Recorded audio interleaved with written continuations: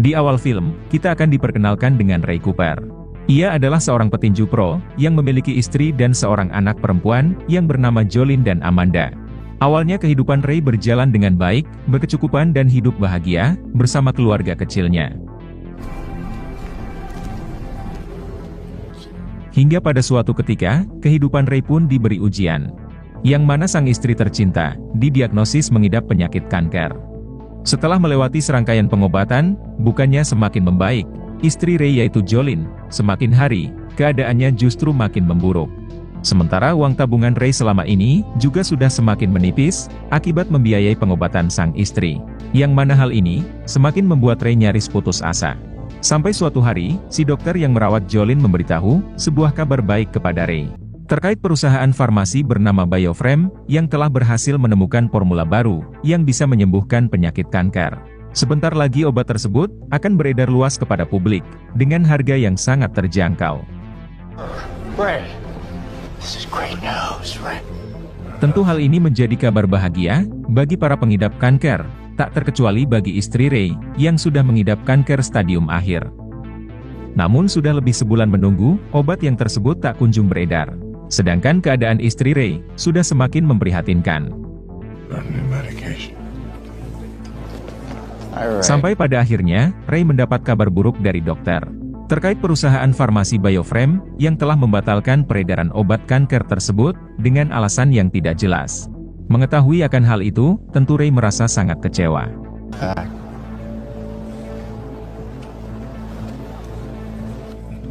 Kemudian, Ray melihat berita di TV, yang menampilkan pendiri perusahaan Bioframe, yang sedang diundang di acara talk show. Pemilik perusahaan Bioframe ini, diketahui bernama Simon. Simon pun lantas menjelaskan, alasannya menunda peredaran obat kanker, yang ia ciptakan tersebut. Simon mengaku, ia masih kesulitan dalam menentukan harga, karena biaya proses produksi obat tersebut, menelan biaya yang sangat tinggi.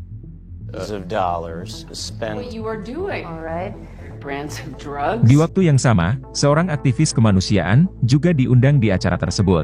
Si aktivis menuding Simon, sengaja memanfaatkan kesempatan ini, untuk meraup keuntungan yang besar. Padahal perkiraan biaya produksi obat tersebut, tidaklah semahal yang disebutkan oleh Simon. Bahkan, Simon telah mendapat suntikan dana, dari Menteri Kesehatan, dalam proses pembuatan obat tersebut. Namun Simon membantah tudingan tersebut, dan bersikeras mengatakan, kalau perusahaan Bioframe, belum bisa mengedarkan obat tersebut. Lagi pula menurut Simon, ia punya hak penuh, untuk tidak mengedarkan obat tersebut, karena formula obat tersebut, ia sendiri yang menciptakannya. Mendengar ucapan Simon yang angkuh, Ray pun menjadi emosi.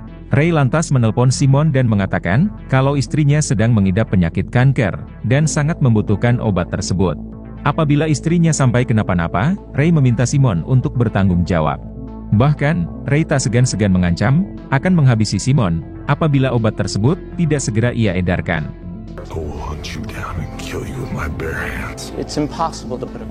Mendengar ancaman bunuh dari Ray, kreatif TV bergegas mematikan panggilan tersebut. Hingga sebulan pun berlalu, namun obat tersebut tak kunjung beredar. Sampai pada akhirnya, istri Ray harus menghembuskan nafas terakhirnya. Kematian si istri, tentu membuat Ray sangat terpukul, sekaligus marah kepada Simon, yaitu pemilik perusahaan Bioframe.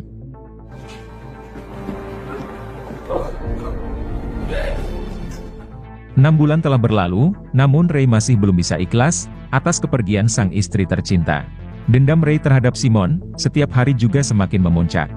Ray mencoba melupakan kesedihan, dan dendamnya terhadap Simon, dengan menyibukkan diri berlatih tinju. Namun dendam dan kesedihan Ray, malah semakin membekas di benaknya.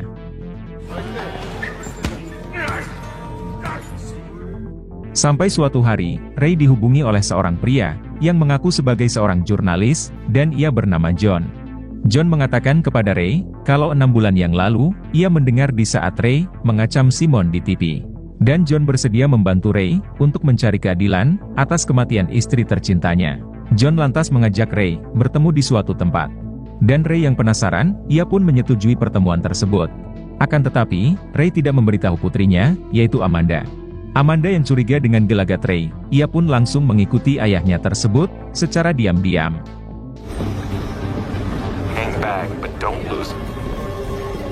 Singkat cerita, Ray pun bertemu dengan John, yaitu di dalam sebuah kereta yang berjalan. Tanpa Ray sadari, Amanda memantaunya di dalam kereta tersebut. Tanpa berbasa-basi lagi, John langsung menjelaskan kepada Ray, kalau ia memiliki bukti yang sangat kuat terkait tindakan korupsi besar-besaran, yang melibatkan Menteri Kesehatan, Simon si pemilik perusahaan Bioframe, dan juga Sekjen Pajak. Yang mana biaya produksi obat tersebut, ternyata disponsori oleh pemerintah, dengan memakai uang hasil pajak, dari masyarakat selama ini. Yang mana seharusnya, obat tersebut diedarkan secara gratis guna menyembuhkan para pengidap kanker, terutama untuk rakyat yang kurang mampu. Akan tetapi, Simon dan Menteri Kesehatan, mereka berdua malah bersekongkol untuk mengkomersilkan obat tersebut, dengan harga yang sangat tinggi, untuk meraih keuntungan besar. John meminta bantuan Ray, dalam membongkar praktek korupsi tersebut, guna memenjarakan semua pihak yang terlibat. Agar obat kanker tersebut, bisa segera diedar luaskan, untuk membantu para pengidap kanker, terutama dari kalangan orang miskin. Namun belum sempat menyerahkan bukti tersebut, John malah dihabisi secara mendadak, oleh seorang pria tak dikenal.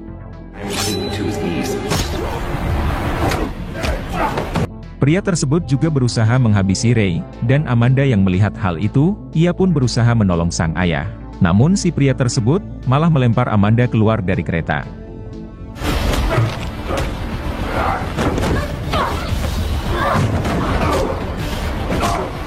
Ray yang melihat hal itu, ia pun berusaha menolong putrinya. Namun sialnya, pria tersebut malah menusuk Ray, hingga akhirnya ia pun ikut tumbang.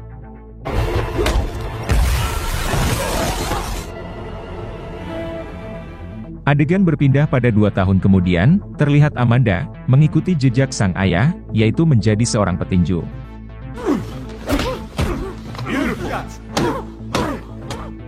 Sementara itu, Ray semakin terobsesi, mengumpulkan semua bukti, untuk menjerat Simon ke penjara.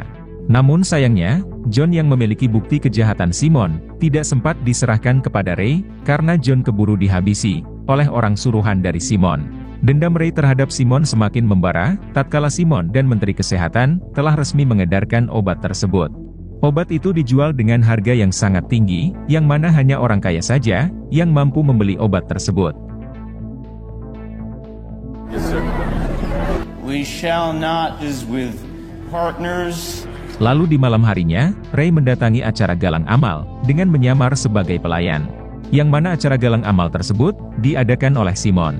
Lalu di suatu kesempatan, Ray sengaja menumpahkan minuman ke Simon. Kemudian, Simon mengarah ke toilet, dengan dikawal 2 orang bodyguard-nya. Lalu Ray pun muncul, menyerang mereka bertiga.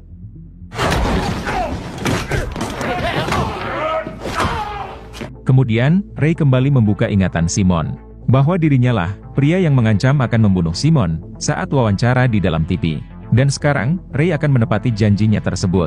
Simon yang ketakutan, ia pun memohon kepada Ray, agar Ray tidak mengampuninya.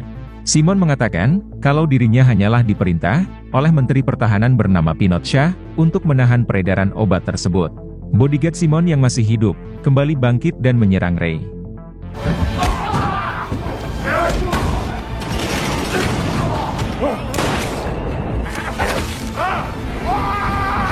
Namun pada akhirnya, Ray berhasil menghabisi Simon, berikut dengan seorang bodyguard-nya.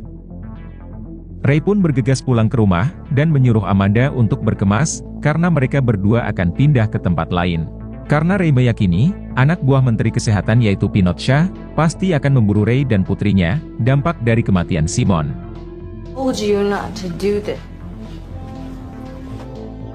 Seorang bodyguard yang selamat, lantas memberi keterangan kepada FBI, terkait pelaku yang membunuh Simon. Si bodyguard mengatakan, kalau ia tidak mengenal si pelaku, yang tak lain adalah Ray. Namun si bodyguard sempat mendengar, kalau si pelaku, pernah mengancam akan menghabisi Simon, dalam sebuah wawancara TV. Berbekal info tersebut, FBI pun bisa dengan mudah, melacak identitas pelaku, yang tak lain adalah Ray. Karena beberapa tahun yang lalu, melalui panggilan telepon, Ray mengancam akan menghabisi Simon. Selama dalam perjalanan, menuju ke tempat persembunyian mereka, Amanda sengaja mendiamkan sang ayah. Ia kesal karena si ayah, malah berubah menjadi pembunuh, dan sekarang, mereka berdua malah menjadi buronan.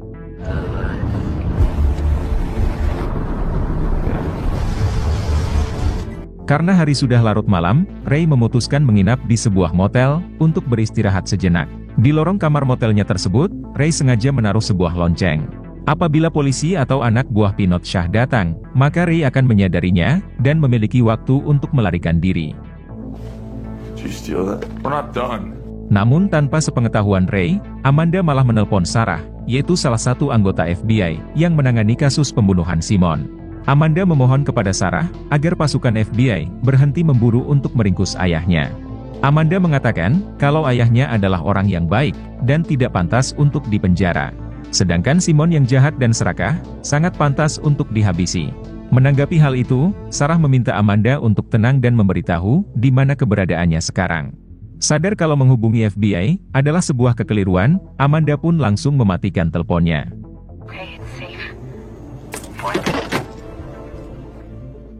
Saat pagi menjelang, Ray pun mendengar suara bunyi lonceng, di mana ternyata yang datang adalah dua pria bersenjata yang berniat ingin menghabisi Ray dan putrinya.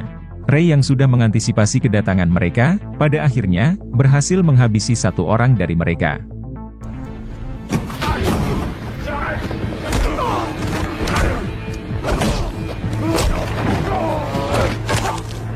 Karena tidak memiliki senjata, Ray lantas mengambil sebuah kampak besar untuk menghabisi satu orang lagi. Namun kampak tersebut sama sekali tidak berguna karena lawan Ray kali ini ternyata cukup tangguh.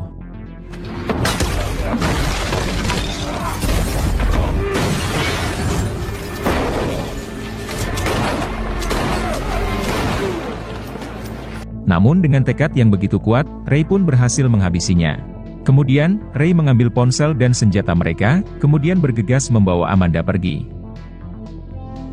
Ternyata dua orang pria bersenjata tadi adalah tentara bayaran yang diutus oleh Pinot Shah untuk menghabisi Ray dan putrinya. Tentu hal ini membuat Amanda semakin ketakutan, karena yang memburu mereka berdua ternyata bukan hanya FBI saja. Singkat cerita, Ray dan Amanda tiba di tempat persembunyian mereka. Kemudian, Amanda memohon kepada Ray agar ayahnya itu menyerahkan diri saja. Amanda mengatakan, ia lebih rela melihat ayahnya di penjara daripada mati di tangan Pinot Shah. Amanda sudah kehilangan sosok ibunya, dan ia tidak rela harus kehilangan sosok ayahnya juga. Menanggapi hal itu, Ray pun berjanji kepada Amanda kalau ia akan menyerahkan diri setelah berhasil menghabisi Pinot Shah. Karena apabila Pinot Shah masih hidup, maka keselamatan Ray dan Amanda akan sangat terancam.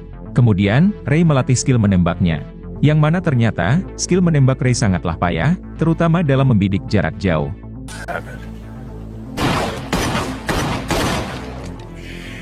Setelah itu, Ray membuat sebuah jebakan dengan menggunakan sebuah pohon yang berada di tepi akses jalan utama, yaitu guna menghadang kelompok Pinot Shah.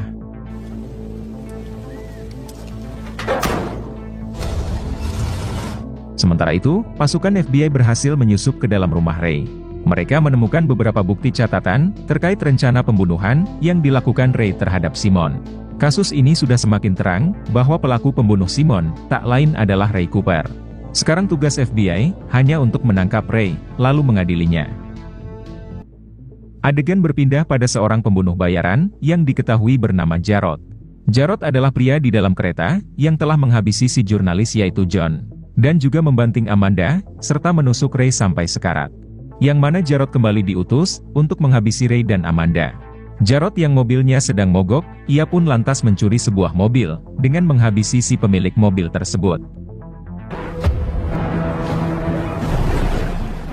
Lalu di malam harinya, Ray mengintai rumah Pinot Shah dari jarak yang tak begitu jauh. Namun tanpa Ray sadari, dari arah belakang, Ray diintai oleh Jarod, yaitu si pembunuh bayaran. Tak lama berselang, Ray melihat kelompok Pinot Shah mulai bergerak untuk memburunya. Kemudian, Ray pun segera pergi ke kawasan akses jalan utama yang sebelumnya sudah ia blok dengan sebuah pohon. Sesampainya di sana, Ray langsung bersembunyi ke dalam sebuah traktor. Karena jalanan terhalang sebuah pohon melintang, Pinot lantas menugaskan supirnya untuk memutar balik arah jalan. Dengan menggunakan sebuah traktor, Ray menabrak satu mobil yang berada di belakang, dan berhasil membantai sebagian kelompok Pinot Shah. Pinot Shah yang dalam keadaan terjebak, lantas menugaskan anak buahnya untuk menerobos pohon besar tersebut. Namun Jarod muncul dari arah depan dan langsung menembak mobil Pinot Shah dan menewaskan anak buahnya.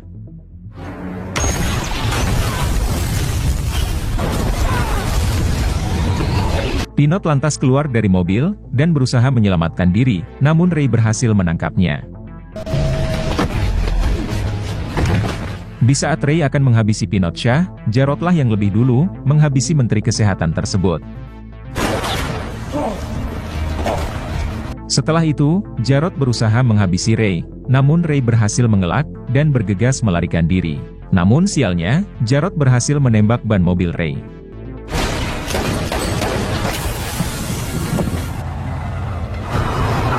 Akibat dari itu, Ray dan Amanda terpaksa berjalan kaki menuju ke pemukiman warga. Sesampainya di sana, Ray lantas mencuri sebuah mobil dan kembali melanjutkan perjalanan mereka. Saat akan mengisi bensin, Ray melihat mobil Jarod yang terparkir di sebuah kafe. Ray juga melihat mobil polisi yang juga terparkir di depan kafe tersebut. Ray yang sudah lama penasaran mengenai siapa sebenarnya sosok Jarod. Dan kenapa Jarod menghabisi John si jurnalis, dan juga Menteri Kesehatan yaitu Pinot Shah. Dan yang paling penting, Ray ingin balas dendam kepada Jarod, yang telah menikam Ray dan membanting putrinya. Kemudian, Ray pun menemui Jarod di kafe tersebut. Ray berani bertemu dengan Jarod, karena Jarod tidak mungkin berani macam-macam, karena ada polisi di kafe tersebut. Pada akhirnya, Ray dan Jarod saling bertemu muka. Tanpa terlibat baku hantam, dan juga baku tembak, seperti pada pertemuan mereka sebelum ini. Tanpa berbasa-basi lagi, Ray langsung bertanya kepada Jarod. Apa motif Jarod menghabisi John, dan juga menghabisi Pinot Shah? Lalu Jarod dengan santai menjawab, kalau ia hanya ditugaskan oleh atasannya. Akan tetapi, Jarod enggan mengatakan kepada Ray, terkait identitas atasannya tersebut. Namun yang pastinya, atasannya tersebut juga menugaskan Jarod untuk menghabisi Ray, berikut dengan putrinya yaitu Amanda. There's 3 ways that you shot me. Nah. Ray lantas memaksa Jarod memberitahu identitas atasannya tersebut. Karena kalau tidak, Ray akan melapor ke polisi, yang juga kebetulan berada di kafe tersebut, terkait kejahatan mereka berdua. Sehingga besar kemungkinan, mereka berdua akan sama-sama diringkus. Hingga dengan terpaksa, Jarod pun mengatakan, kalau atasannya tersebut, tak lain adalah Sekjen Pajak, yang diketahui bernama Diana Morgan. Yang mana Diana Morgan berniat ingin menguasai lisensi dan keuntungan dari produk obat kanker tersebut. Setelah mengetahui info tersebut, Ray langsung membawa putrinya pergi. Namun sebelum pergi, Jarod sempat menyapa Amanda dan mengatakan, kalau mereka berdua, pasti akan bertemu lagi. I'll see you soon. Pemilik mobil yang dicuri oleh Ray, melapor terkait kehilangan mobilnya tersebut. Dan tak jauh dari lokasi kehilangan, terdapat mobil Ray yang sedang mogok. Sehingga dari sanalah, FBI dapat menyimpulkan, kalau Ray lah yang telah mencuri mobil pria tersebut. Dan dari GPS yang terdapat pada mobil yang dicuri oleh Ray, pada akhirnya, FBI berhasil melacak keberadaan Ray. Hingga aksi kejar-kejaran mobil pun terjadi, yang mana mobil Ray dikepung dari segala arah.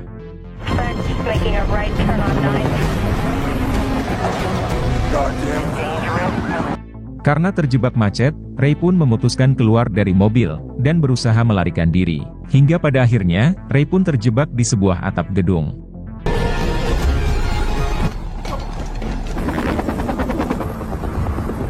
Dari mulut Sarah yaitu si anggota FBI, barulah semuanya terungkap.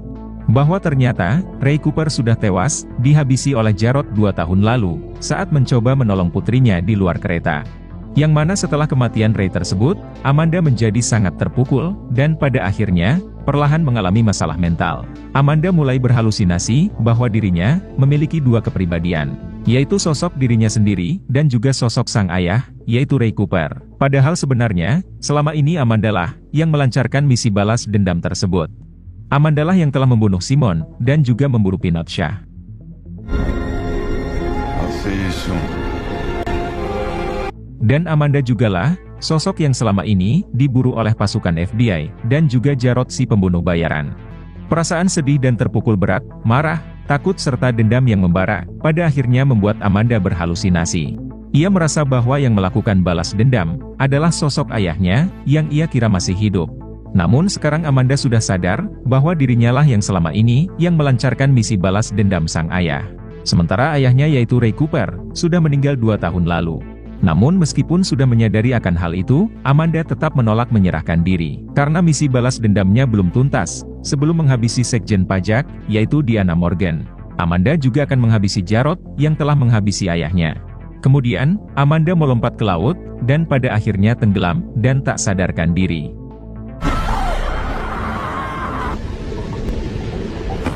Sehingga pasukan FBI berhasil menangkap Amanda, dan segera dilarikan ke rumah sakit. Namun di tengah perjalanan, Amanda pun akhirnya sadar, dan langsung menyerang para petugas.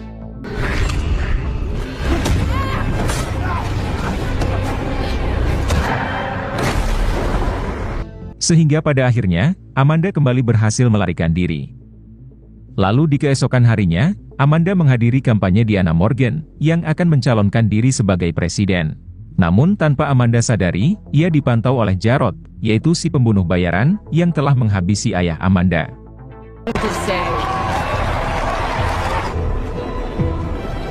Selesai kampanye, Diana Morgan langsung ke rumahnya. Lalu di malam harinya, Amanda mendatangi rumah Morgan. Namun ia malah diserang oleh Jarod yang sudah menunggu dari tadi.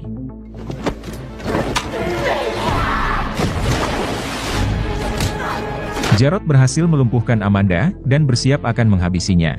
Dalam keadaan terpojok itulah, Amanda kembali berhalusinasi bahwa dirinya adalah sosok Ray Cooper, ayahnya yang seorang petinju pro, bertubuh tegap dan tak pantang menyerah. Amanda yang merasa dirinya adalah Ray Cooper, ia pun mulai membrutal, dan pada akhirnya berhasil menghabisi Jarod.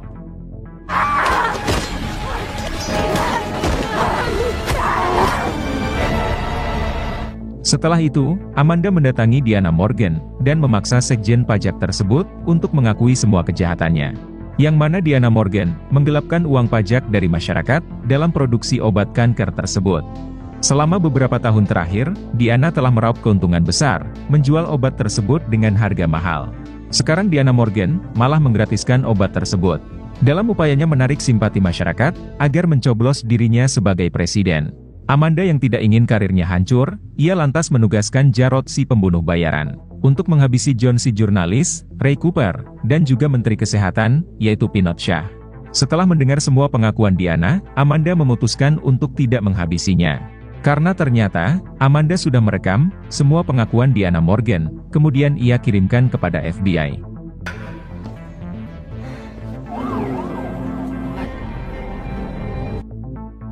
Di hari berikutnya, terlihat Amanda sedang dalam perjalanan untuk pindah ke negara lain, dan memulai hidup yang baru. Kemudian, Amanda mendengar berita terkait penangkapan Diana Morgan, yang divonis penjara seumur hidup, atas kejahatan tindak korupsi, dan pembunuhan berencana. Sementara obat kanker tersebut, resmi diedarkan secara gratis, yang bisa diakses kapan saja, oleh masyarakat yang membutuhkan. Akhirnya Amanda bisa kembali tersenyum lega, karena dendam sang ayah yaitu Ray Cooper, pada akhirnya terbalaskan. Lalu film pun selesai.